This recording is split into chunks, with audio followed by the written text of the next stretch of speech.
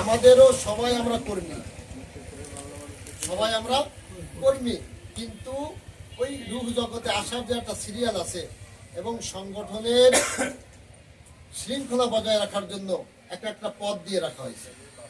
কেউ সভাপতি, কেউ সেক্রেটারি, কেউ সহসভাপতি, কেউ সাংগঠনিক, কেউ সমাজ কল্যাণ, হ্যাঁ, কেউ অর্থ সম্পাদক, কেউ প্রচার সম্পাদক। এটা একটা নিয়মতান্ত্রিক দিয়ে রাখা হয়েছে। সুতরাং যেমন রূহ জগতে একই বয়সের রূহ, কেউ ছোট কেউ বড় না, কিন্তু দুনিয়াতে আসার কারণে আল্লাহ তাআলা, আল্লাহ রাসূল বলছেন ছোটদের স্নেহ করা, বড়দের সম্মান করা। সেই হাদিসের আলোকে আমরাও সবাই কর্মী, ঠিক বাংলাদেশ খিলাফত মজলিসে সবাই কর্মী, কিন্তু মুরব্বীরা যেমন এক একটা পদ দিয়েছে, সেই পদের সম্মান করা, পদের সম্মান করা। আমাদের মধ্যে হয়তো অনেক সময় হয়ে যায়, একটা পদে আমার থেকে একটা পদের দিকে একটু বড়, যদি আমরা সবাই কর্মী ভাই, কিন্তু পদের দিকে একটু কর্মী হওয়ার কারণে আমাদের উচিত হলো তাকে সম্মান দেওয়া।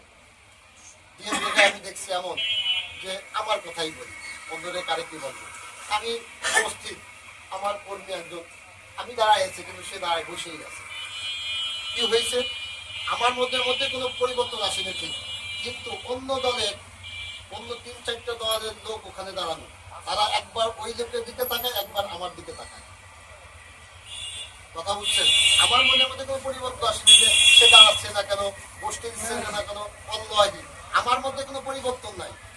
কিন্তু অন্য যে দলের লোকজন আছে তারা একবার আমার দিক, মুখের দিক তাকায় দেখতেছি, একবার ওই যে লোক বসে আছে তার দিকে তাকায়।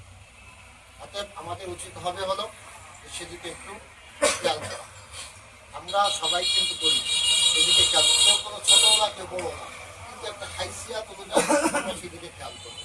3 নম্বর বিষয় হলো যে এখানে আমরা অফিস নিচ্ছি, যে অফিসে আমরা সার্বক্ষণিক সময় দেওয়ার চেষ্টা করবো, একটু সময় পেলে এখানে এসে সময় দেওয়ার চেষ্টা করবো।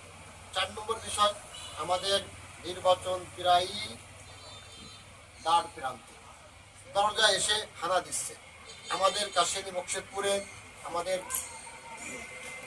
এই কেন্দ্র কমিটি সময় নিচ্ছে একটু ডিসিশন নিতে, অতএব আমরা একেবারে দ্বার প্রান্তে।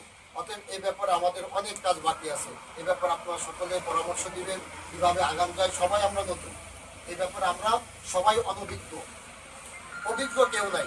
এই জন্য সবাই একটা একটা একটা দিতে, যেমন মাসিক মদিনার এবং মারিফুল কোরআনের লেখক মাওলানা মহিউদ্দিন খান সাহেব একটা কথা বলছিলেন, সেটা হলো একজন লেখক চোর হওয়া ব্যতীত লেখক হতে পারে না। একজন লেখক চোর হওয়া ব্যতীত লেখক হতে পারে না। কিভাবে উপমা দিলেন, যে সে যখন প্রথম লিখতে যায় তখন তার হলো কি, সে এক বই থেকে একটু নেয়, আরেক বই থেকে একটু নেয়, অমুক পত্রিকাতে একটু নেয়, নিয়ে একটা পাণ্ডুলিপি করে, এরপর ওদের কাজ ছাট করে সুন্দর একটা প্রবন্ধ লেখা হয়ে যায়। এই যে চুরি করলো, আরেকজনের লেখকের কি করলো, লেখা চুরি করতে করতে করতে এক সময় কি হলো, তার অভিজ্ঞতা হওয়ার পরে এরপর সে নিজে লিখতে পারে। ঠিক তদ্রূপ আমরা সবাই কিন্তু অনভিজ্ঞ, অর্থাৎ রাজনীতির মাঠে সবাই নতুন। অতএব সবাই জন্য পরামর্শ দেব, পরামর্শ হতে হতে হতে ওর থেকে একটা ভালো একটা কি আসবে, ফলাফল বেরিয়ে আসবে, যেটা আমাদের দলের জন্য খুবই উপকার হবে। এই জন্য সবাই এ ব্যাপারে পরামর্শ দিবেন, ছোট বড় সবাই সবাই এ ব্যাপারে পরামর্শ দিবেন কিভাবে আমাদের অল্প সময়ের মধ্যে অনেক কাজ করা যায়।